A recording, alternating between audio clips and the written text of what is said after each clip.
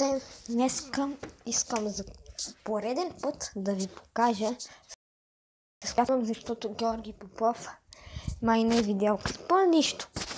Нищо, все пак ще го направя, но този път по-подробно.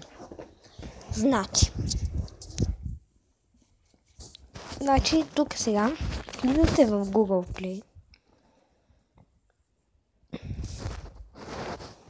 и тук пишете Screen Recorder. Тези, където са видяли клипа, по-добре да не го гледат, да си губят времето. И ето, търсите.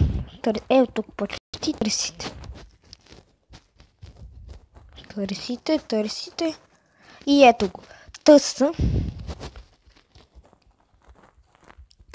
Screen Recorder. Ето го. Изтегляте го.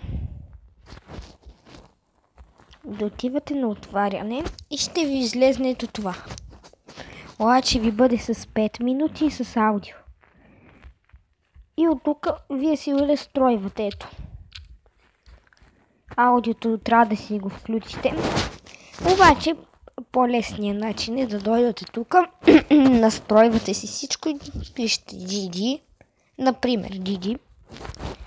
И ето ви, на дефолт винаги ще ви се маха, като си натиснете вашия сейф, всичко си е на тип-топ. За много важно нещо, ама много важно. Да си рутнете тела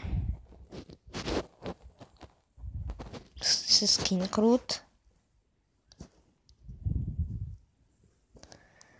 Трябва да си